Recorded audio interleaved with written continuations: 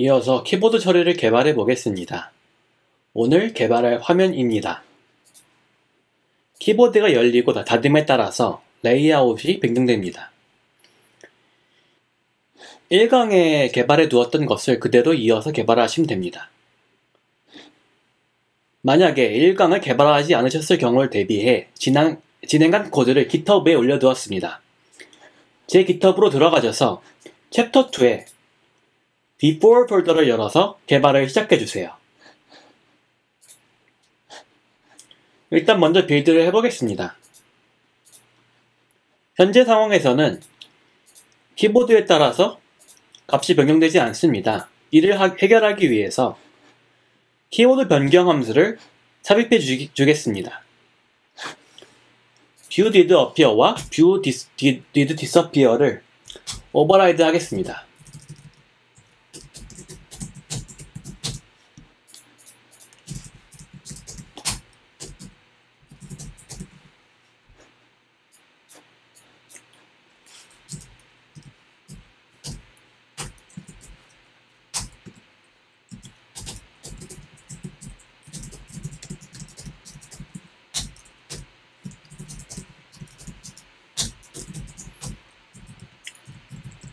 view did disappear에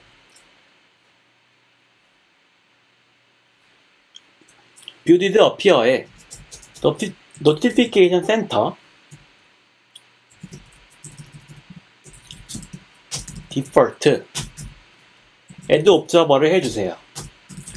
observer는 대상은 자기 자신 셀프, 그리고 실행되는 함수는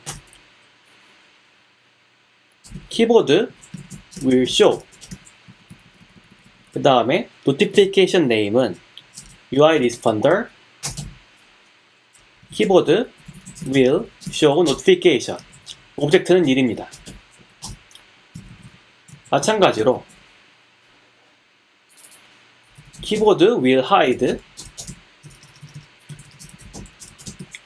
함수는 keyboard will hide notification을 받습니다. view did disappear에서는 만들어 주었던 노티피케이션들을 제거합니다. notification center, default, remove observer, self, name은 UI responder, keyboard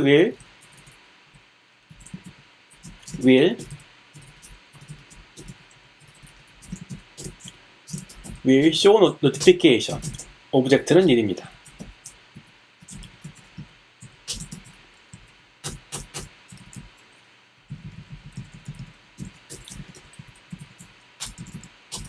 이제 분리는 keyboard will show 함수와 keyboard will hide 함수를 만들어 줍시다.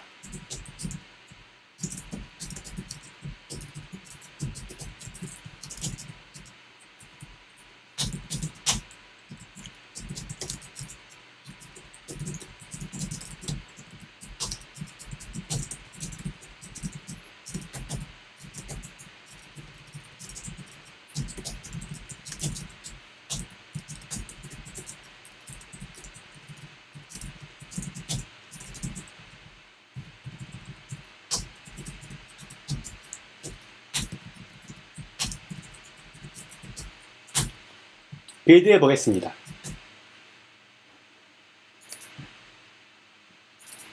keyboard will hide.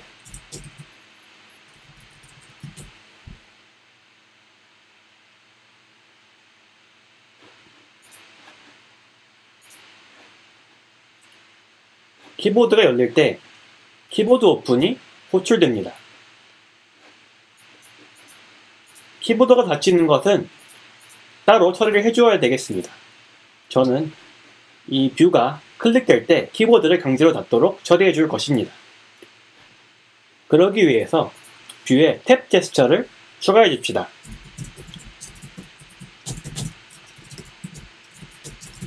이 탭 제스처는 타겟을 셀프로 하고 액션은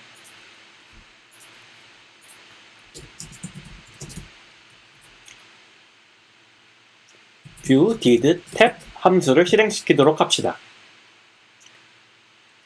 그리고 뷰에 이 탭 제스처를 추가해 줍시다.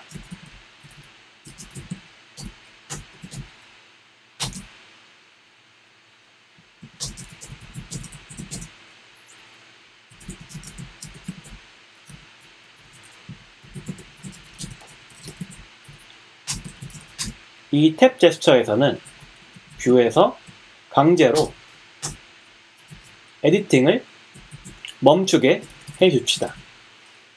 그러면 에디팅이 멈췄으므로 키보드가 내려가게 될 것입니다.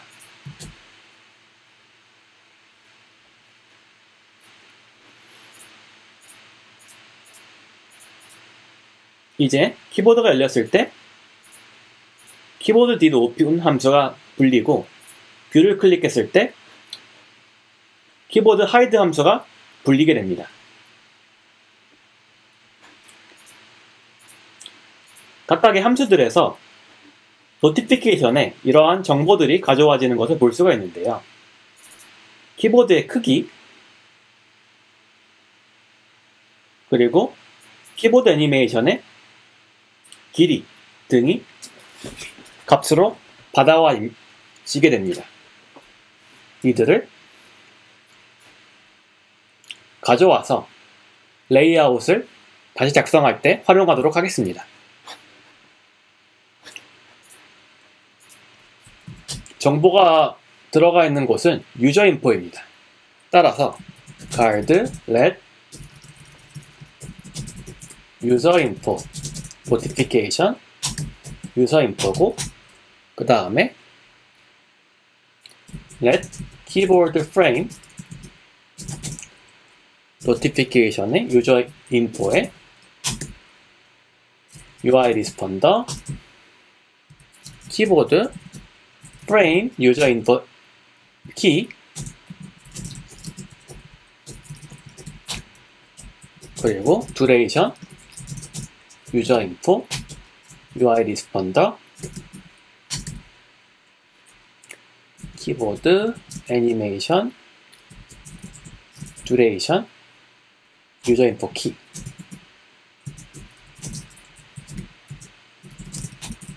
이렇게 값을 받아오겠습니다.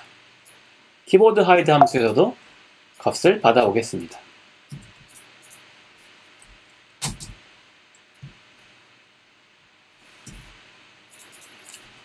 받아온 값들을 출력해 보겠습니다.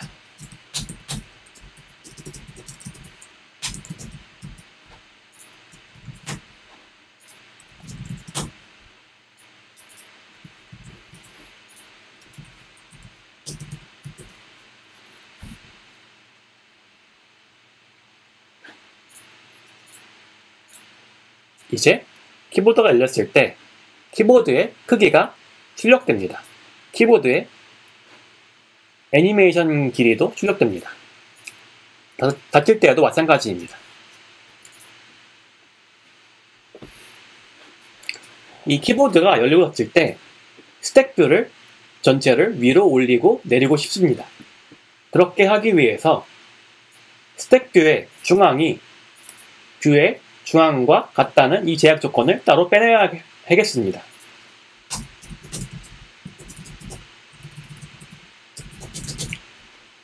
이 제약 조건을 빼내고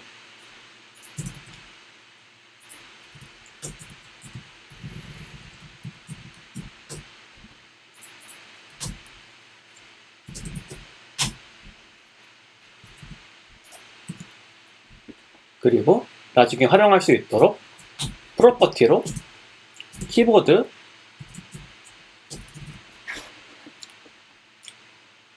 값을 가져오게 하는 프라이트 바 센터 Y 컨스트레인트를 정의합시다.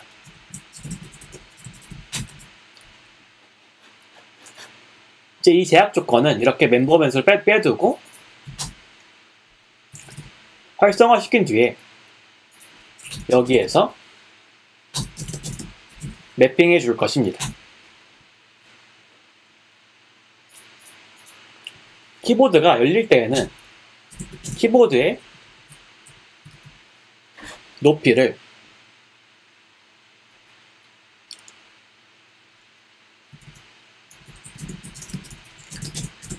받아오게 됩니다. 그리고 제약 조건의 상수를 위로 올라가는 거니까 마이너스 키보드 하이트로 설정해 줍시다.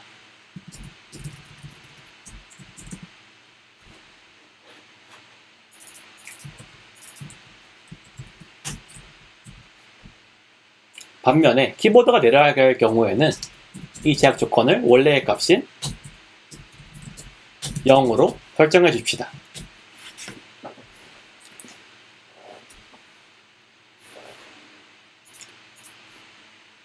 그렇게 되면 키보드가 올라갈 때는 같이 스택뷰가 올라가게 되고요. 키보드가 내려갈 때는 스택뷰가 내려가게 되겠습니다. 여기에 애니메이션을 추가해 주겠습니다. UI뷰 애니메이션으로 하고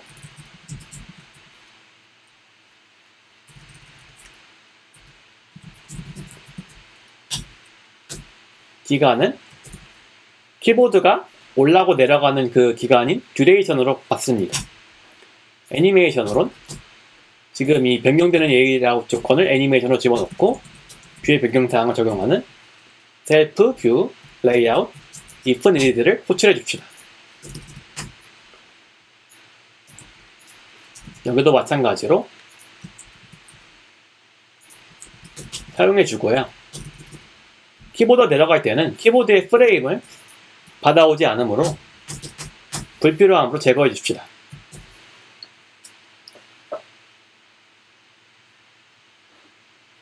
이제 키보드가 올라갈 때는 애니메이션이 같이 적용되고 키보드가 내려갈 때도 애니메이션이 같이 적용됩니다.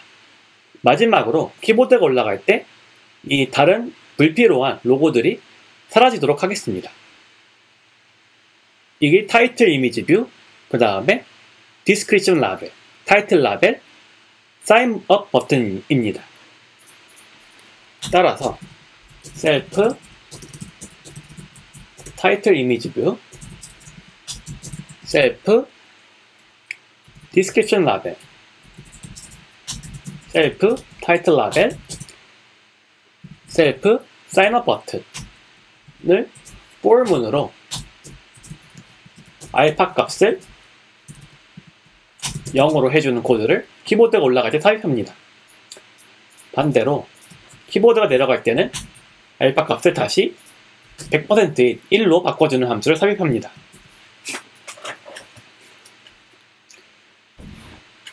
이제 키보드가 올라갈 때는 로고들이 사라지고 키보드가 내려갈 때는 다시 로고들이 보입니다. 이것으로 오늘 키보드 처리에 대한 강의를 마치겠습니다. 감사합니다.